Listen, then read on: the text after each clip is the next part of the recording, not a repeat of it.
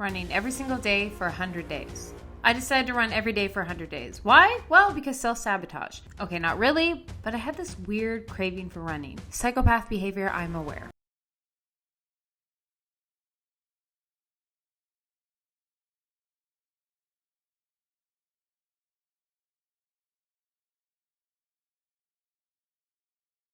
My fitness consisted of the last 2 years. Well, first, just really doing whatever's trending. Or two, a half-assed version of my real goals. Gymnastics series, I'm looking at you. I don't know if it's a former athlete in me, the exhaustion from travel, the fear of being halfway through another challenge, the gym's closing and having to just throw another goal out the window. But all I wanted to do was run. So for 30 days, I ran. I ran for 30 days. 30 days became 31, and 32, and another, and another. And then suddenly it was March, and I just thought to myself, well, pretty close to 100, might as well keep going. And here's what I learned. How it started. All of December, I just ran every single day. It didn't matter the distance, I just had to run. That included a 10K, and that also included a hungover day that was about 200 meters. I have a 30-day streak. I can't just throw it away. I have an addictive personality. That's why I don't gamble. January came, I followed a typical 10-kilometer training program, which usually involves 2 short days and a long day, and I just thought, hey, why don't you just throw in 4 extra days? That destroyed my back. So I changed it up to 1 kilometer a day plus 1 to 2 long runs a week. And my goal was to increase my base everyday mileage. The reason? Overtraining. And then the famous thing everyone says, shin splints. A lot of questions I experienced. Here's my tips. Get proper shoes, stretch your calf, work on hip mobility, strengthen your glutes, and those 3-year-old runners that have no grip on them do not constitute as shoes, even if at one time they were the proper ones. Throw those out, buy some new ones. The only reason I haven't had shin splints is because when I started to feel them in January, I stepped my volume back and got better shoes. Waterproof trail shoe, trail/indoor running shoe, worn out shoes. Pacing. Originally, I tried to do the classic 2 short runs, 1 to 2 long runs. That was a fail. What I had to do instead was realizing what is the most I can run every single day that my body can 100% recover from the next day. So that started with 1 kilometer, then it became 1.2, then it became a mile. America, the world does not revolve around you. Well, most of you guys are Americans, so my world does. So here's the conversion. 1.5 kilometers is a mile. Math. My God, if one thing's for sure is running is just a metaphor for almost any life lesson. Example, you take 1 step forward, you have to take 2 steps back sometimes. Is that the expression? I don't think it is. But for me to be able to run farther and faster, I actually had to reduce my volume. So I started with the 1 kilometer and went up to 1.2, 1.5, 2 kilometers. So the idea is like, what is the most I can run every day and have no negative repercussions? And right now I can easily run pretty much 2 to 3 kilometers a day without needing any extra recovery. Nutrition. Oh my God, the DMs I received asking about this, worrying about me losing weight. Would I lose my muscle, replacing weight with cardio, muscle loss, the whole 9 shabam? That does not make any sense. What I did, first, I was gradually increasing my volume, which allowed me to keep my resistance training. That was a big focus. I didn't want to stop resistance training. I built a great foundation with improving my strength and speed, endurance, and mobility. And I wanted to add running on top of that. To become a hybrid athlete, I do have to feel properly. One thing is really focusing on carbs and meal prep. If you guys have been here a long time, you know I'm by no means anti-carb. My body responds very well to them. And even though I know that, I'm not perfect. I was traveling a lot. I'm busy. Sometimes I'm so used to just kind of grabbing something and go, whatever the case may be, and not overthinking. But the reality is there was times when I really felt my performance diminish when I wasn't getting enough carbs. So I did meal prep, a ton of rice and potatoes, pasta every week, just so I had no excuse to just add an extra scoop or so to my day to make sure I was just never underfueling. And I noticed by not underfueling, I was easily able to maintain muscle mass.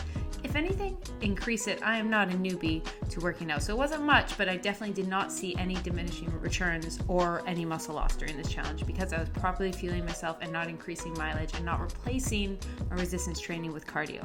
I do get so many questions about my diet, and I'm just popping in because right now I'm in the middle of a refeed weekend. It's not a superly scientifically based refeed, but for me, I was traveling a lot. I just felt very depleted. I could feel my performance going down. I felt agitated. So for me, I eat at maintenance. I'm not like someone who's trying to lose weight in that kind of refeed. I do eat maintenance every day. And so this weekend, it's literally like just kind of eat how I normally would on the weekend, but like add a few extra slices of sourdough bread here, extra serving of potatoes, like just trying to get a lot of extra carbs. I still naturally have healthy fats. I'm already eat enough protein every day. So that's kind of the non-scientific approach. It's literally just eat some thicker slices sourdough.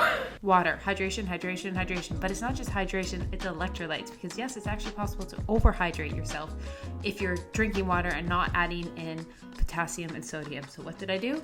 Electrolyte tablets and salt. Salt, babe, salt, babe, salt, babe, salt, babe. Salt, your food. Do not fear salt, especially if you are an endurance athlete. On that note, Kendra, go drink some water. I'm worried about your hydration. Actually, just everyone, take a pause. Go get some water. 5, 4, 3, 2, 1. Thank you. I'm worried. Now, you're probably sitting here being like, Keltie's gonna hit us with the marathon, ultra marathon, triathlon training program. I'm not saying I'm not, but something switched. By the time we're recording, I'm running 2 kilometers a day, plus 3 sprint sessions a week, and then 1 long walk hybrid. It was pretty much like a walk a kilometer, run a kilometer type vibe.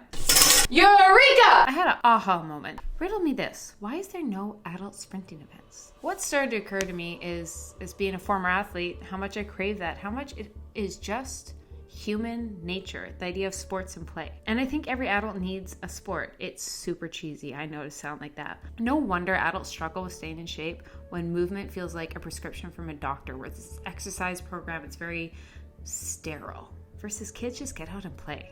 I used to think fitness was either sports or weightlifting. I've realized now there's a foundation to fitness. It involves strength, mobility, cardio, a mental outlet, and the 5th, potentially most important in my mind, play. I have tried literally every challenge on this channel because I've been lost. After my sports ended, I got way too much into weightlifting. After weightlifting broke me, I just took a break from fitness and just went on walks. And then I tried everything, and it was a beautiful time of exploration, which I will never stop doing.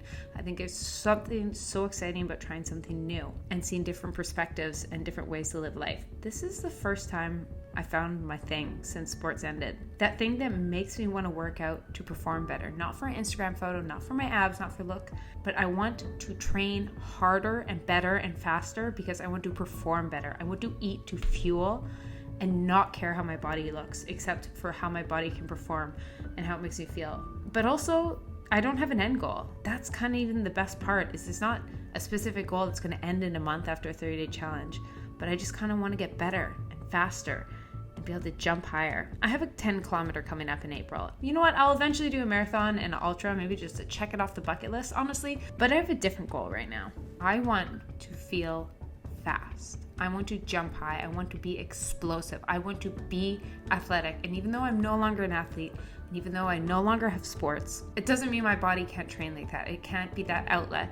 It might just be rec league. I don't know what this looks like, but I've never had a fuel under my ass to train like a motherfucking athlete again, and it feels so good. There's no end goal. I just want to get better and better and bring you guys along with this, and I'm so excited. And this streak, I don't want it to end, but I just want to be the fastest, best, most athletic version of myself, and that doesn't involve just weightlifting. It doesn't involve just cardio or strength. It's a well-rounded athlete, and I'm so excited to bring you guys on this journey.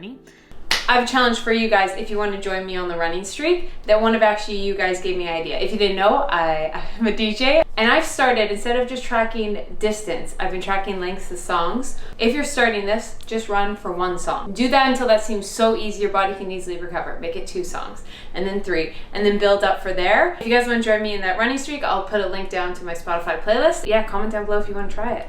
Where do I go from here?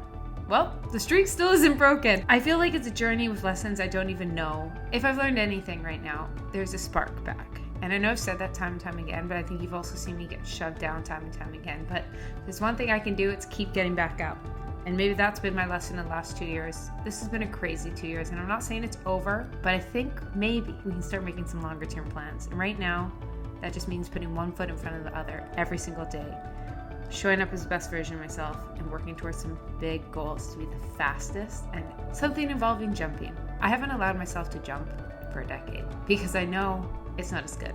It's not where I used to be. And it's really tough knowing I can no longer do what I used to, but I'm going to come back and do it even better because I'm smarter. I'm no longer looking at myself as like I'm older and washed up. I'm like, no, I know myself better and I know what it will take to improve. And I'm so excited for what that journey is. There will also be some lessons, and I don't know what they are, but I'm excited for you guys to come along with me. 100 days of running. You taught me a lot. Let's keep going. Have a fabulous day. Go pet a dog. Love you guys. Bye.